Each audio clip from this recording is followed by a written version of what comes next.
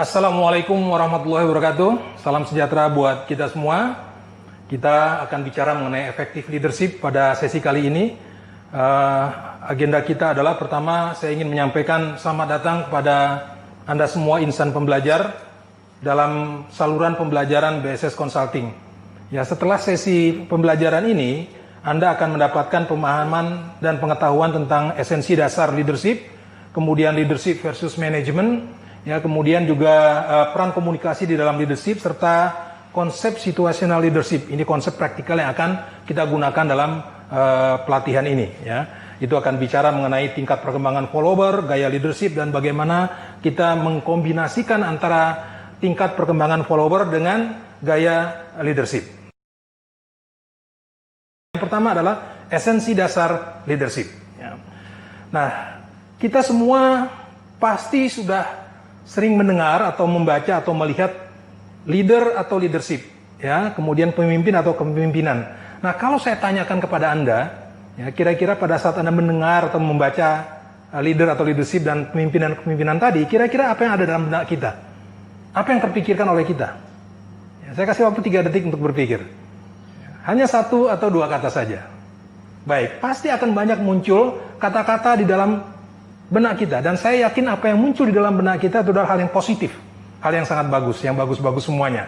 Tetapi kalau sekarang Anda diberikan waktu sejenak untuk mendefinisikan leadership, mendefinisikan, ya, bukan hanya sekedar 1 atau 2 kata, itu kira-kira apa yang ada dalam pikiran kita, atau apa yang akan Anda tuliskan kalau Anda diminta untuk menuliskan definisi dari leadership ini tadi, ya. Nah, tentu ini perlu sedikit berpikir, ya, untuk mendefinisikan apa yang dimaksud dengan leadership, ya.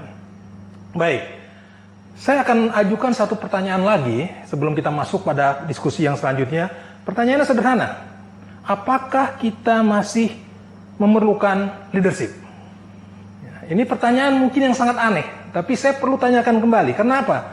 Ya, karena banyak sekali buku-buku yang terbit, ya, tentang leadership yang mengatakan leadership sudah berakhir, ya. Orang mengatakan the leadership is dead, the end of leadership, atau bad leadership. Banyak buku-buku yang mengarang yang seolah-olah leadership nggak lagi diperlukan. Saya pikir jawabannya sudah sangat jelas buat kita semua, ya. Kita semua yakin sekali bahwa ternyata leadership ini kita masih perlu. Ya, kalau tidak, buat apa kita pelajari kembali? Ya. Oke, jadi saya katakan kita memang masih memerlukan leadership. Ya, makanya kita sekarang adakan program pembelajaran seperti ini. Ya. Baik. Sekarang saya akan bicara mengenai esensi dari leadership. Ya, esensinya bagaimana? Ya. Jadi saya ingin mengatakan kepada Anda semua bahwa salah satu aspek terpenting di dalam bisnis dan manajemen adalah leadership. Dan leadership bisa menjadi sumber keunggulan daya saing perusahaan yang bersumber dari manusia sebagai modal insani. Ya, dan saya ingin katakan pula bahwa bangsa Indonesia kita punya potensi leadership yang unggul. Artinya apa? Kita bisa unggul dari yang lain. Kita tidak kalah dengan bangsa-bangsa lain. Ya, biasanya saya akan tanyakan kepada peserta pelatihan saya, pembelajaran saya, kita ini bangsa Indonesia bisa nggak kira-kira mengungguli bangsa lain yang sudah lebih maju dalam teknologi? Ya, seperti Jerman, Amerika, kemudian juga mungkin Jepang, Korea.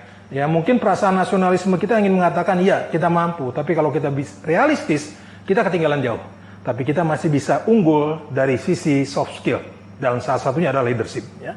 Dan efektif leadership ini pasti membawa dampak positif bagi organisasi dan individu. Ya. Dan untuk menjadi efektif leader, kita harus paham sekali konsep dasarnya. Ya. Dan yang paling penting apa? Setelah Anda melakukan pembelajaran ini, lakukan. Ya, bukan hanya sekedar teori saja.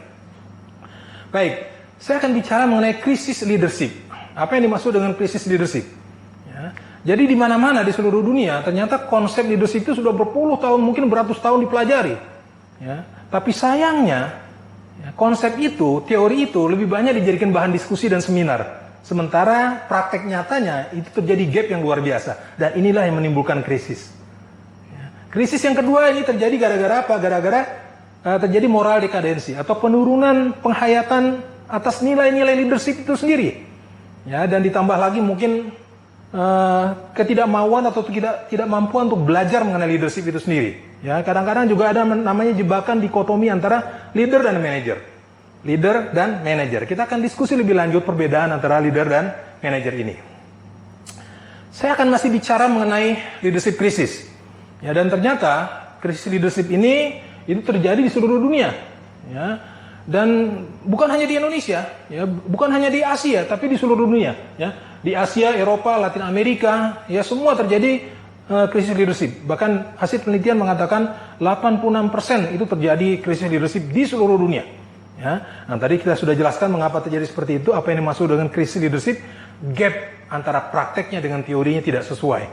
Ya, dan itu juga banyak terjadi di di organisasi atau perusahaan-perusahaan di seluruh dunia, termasuk di Indonesia. Ya. Nah, sekarang kita mulai dengan pemahaman dulu, ya, pemahaman mengenai leadership. Dan saya ingin kita semua kembali back to basic, ya, kembali kepada basic dulu. Apa yang dimaksud dengan leadership?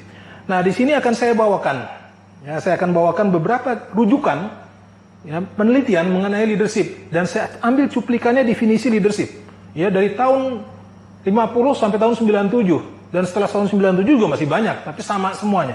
Ya, saya ingin Anda untuk memperhatikan di sini, kira-kira dari seluruh rujukan ini definisi leadership ada kata-kata yang saya berikan warna biru dan ditebalkan dan digaris bawahi.